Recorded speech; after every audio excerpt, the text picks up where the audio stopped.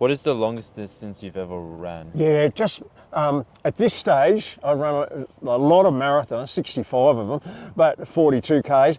And I'm going to, in January, probably have a go at, for the first time ever, a thing called 2 Bays Run from Arthur's Seat to Point Leo and back again, or it might be the other way around. And it's 56K. And all my friends who've run lots of ultras, which is like 60K, 80K, 100K, some of them have done 6-hour races, 12-hour races, even 6. They're like, oh, the virgin's finally going to lose his virginity, because they all laugh at me. They all go, you should run a 100K race, you'll be so. And I'm like, no, 42K, I'm done. 1 metre over that line, I'm finished at 42K. But what appeals to me is this thing is on bush trails over the peninsula, up Arthur's Seat and down to, and I'm not really worried about it. It's just going to be enjoyable just to run this beautiful long bush trail thing, and that's in January. I haven't run any of it yet, but I've sort of thought I won't bother with anything else. I'm not going to bother with 100Ks or 80Ks or anything. I really love the marathon.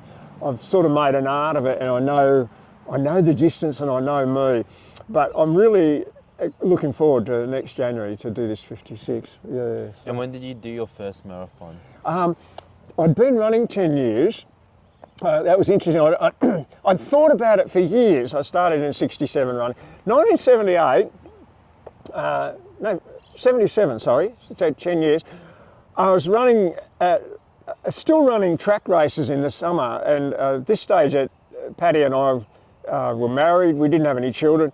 I was running at Essendon, Aberfeldy track, and I was running 1500s, 800s, 100s, 200s, anything, 5K on the track, and with a club at this stage, Williamstown Athletics Club, even though we were living at Seaford. And here was this sign on a tree. South Melbourne Harriers Marathon, Princes Park, Carlton, 21st of November, I think it was, 1977, $4 to enter or something like that. I wrote all this down. I said, I'm going to go in this bloody marathon. So a couple of weeks later, I'd been running probably regularly between 60 and 80K a week, but I hadn't prepared for a marathon. I had no idea. Up to then, I'd run a couple of 16K races, and I'd really only been training 11 or 12K a day mostly, but I was pretty fit. I was running 16K around the hour, so I was pretty. So I roll up to Princes Park, Carlton, where the Carlton footy ground is, and there's beautiful Royal Parade with all the trees. And here's this table and all these athletes, and you pay your $4, and fortunately they had volunteers.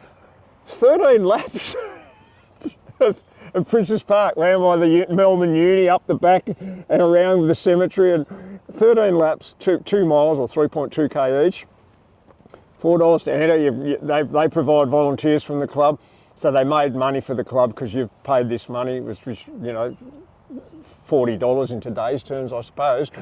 And they recorded your time and called it out. Yeah, you've done 10, you've done 11. So off we go. There's about 100 in the field. and I loved it. A lot of this, to me it was, I can settle down and just run these laps. So I've never run further than 16K or 10 miles. So it was great. I've gone through that and I'm feeling good. And I knew I could run that at 6 minutes a mile. It's hard to say what that is, about 3.6 minutes a K. I was fairly fit. So I thought I'll run 7 minute miles to try and run a 3-hour marathon. So, which is a bit better than 5 minutes a K. It's probably about 4.4 minutes a K, or 45 minute 10 Ks. So I'm doing that, and I go through 16, and I go through 18, and whatever, and I'll get up to 20 miles, 32K, and I'm going along, and I think, oh, this is easy. And all of a sudden, my legs just said, we don't want to do this anymore. And so what they call the wall. I had no idea. I didn't feel nauseous or sick, but I sort of got to the stage where I had to walk, and they were handing out oranges and jelly beans, and I thought, I actually saw a bloke pick up a Coke can that was on the ground, and it was just someone had dumped a Coke can. This bloke, God knows who dumped it. He's got the last few. I felt like, oh bugger, he got that. I would have picked that up. we were desperate for sugar. We had no knowledge of fueling or hydration. Fortunately, it wasn't hot. Somehow I struggled through and ran this. So November 77, my first marathon, I've run 3 hours 13. I probably was on course to run about 3:03, but in the last, what they call it, 8 or 10 Ks, I've lost 10 minutes and somehow ambled through and ran 3:13. I was so proud of it. I was about 33rd out of about 60 that finished. I went back to work with my friends at the office in Frankston, still the education office, and I was like, I've run a marathon, you know, I'm 25 years old and I've run a marathon, and very few people had or heard about it. A lot of the guys there were having a bit of a run with it at lunchtime and things like that, but you've ran a bloody marathon, you know, and I was just so elated. I'd talked about this for 10 years. I'd heard about marathons.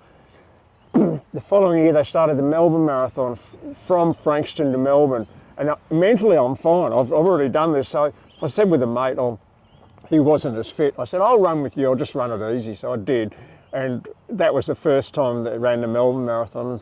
Then from then on I was hooked. I started running it much harder, and I've run every one of them. Like, this is 47 years this year. I've run a lot of other marathons at other places, but that initial one at Princes Park, Carlton, it broke down a lot of barriers. It was a great way to do it because you could stop at any stage if you really had to and just walk back to the start just across the park, you know, and you could see it. And it was flat, it was cool. You had a drink station every 3 kilometres as you came round, and it was a very friendly atmosphere. And I think that instead of being daunting, like going out on a hot day in Sydney or Melbourne and there's people everywhere, most of those guys were pretty good runners, and so everyone came through pretty well, and it gave me this sort of comfort feeling from then on. I've had some bad results in marathons on hot days, I can tell you, since then, like I'm talking about, but it's never scared me ever since. I've always thought if you're prepared and it's the right day, you can get through well, and you've got to. The next year a bloke wrote a book called, in 1978, called The Complete Book of Running, and my mum gave it to me for my birthday. Oh, you can drink water, you know, when you run. Mate, you get a stitch, you know. So I started, if you can have water with sugar or something like that, that'll help you. Oh, okay. I started to really learn a lot more about fueling and training and hydration, and from then on I found another book called The Science of Distance Running, which was printed from an American fellow in 1978 called David Costill. He's only just recently died, and it just had so much information about diet and nutrition. A beautiful little book called The Scientific Principles of Distance Running, and I've bought that in op shops and given it to other people and said, look, this is old, but it's still good. And as I started to learn, so my 3:13 in 1977, my first marathon, 79, I cracked the 3 hours. I was really happy. And then 1980, I had a massive, everything started to go right and I really knew what I was doing. I got down to 2 hours 42. And then in 1981, 2 hours 38, and 1982, I finally got to 2 hours 36, and I was there for a couple of years. It was as quick as I ever got, 2 hours 36, but that put me in the top 50 or 60 in Australia at the time. It was a pretty creditable time. Tom Humphries just won the Brighton Beach in about the same time, you know, and so it was pretty good running, but there was a lot of blokes running who were running a lot quicker than 2:36. There was such an era of competitive runners. Now there's a lot of people running, but not that many down at that sort of fanatical. You had to run 100, 110, 120k a week and hard to get down to 2:36, and I loved it. I was lucky. When the kids came along and job promotions, I just backed off and I started to do a bit of triathlon actually for a few years.